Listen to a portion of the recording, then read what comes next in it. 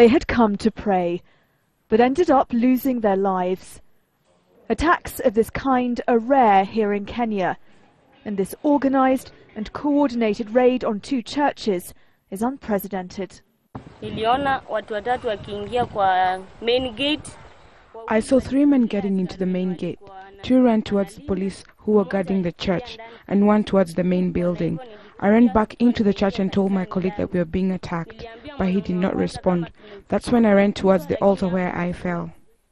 The 2 police officers were shot dead, and the masked men, armed with grenades, blasted their way into the church, spraying bullets at close range.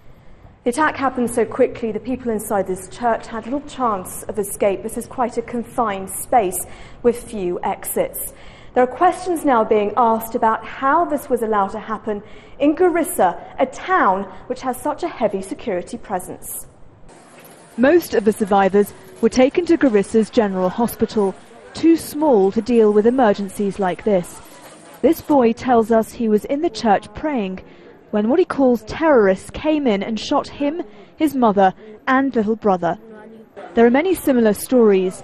People seem certain there is a connection to Somalia and the armed group Al-Shabaab. There are major military and police bases here. The town is around 140 kilometres from the Somali border and close to the Dadaab refugee camp, where 4 aid workers were kidnapped on Friday. For Muslims and Christian Kenyans who live side by side, what happened here is a step too far. Poor people who have just been ordinary citizens going to church to have prayers in the morning on a Sunday morning, for one to decide to do this act, which is basically a terrorist act, is unacceptable. I mean, if people believe that this is being done in the name of God or in the name of a cause, this is the wrong cause. It's not the right thing to do. The search is now on for those responsible. Until Kenya invaded Somalia last year, Garissa was supposed to be one of the safest places in the country. What is clear is that while Kenyan troops advance across the border, Kenyans at home remain a target. Nazanine, Moshiri, Al Jazeera, Garissa, northeastern Kenya.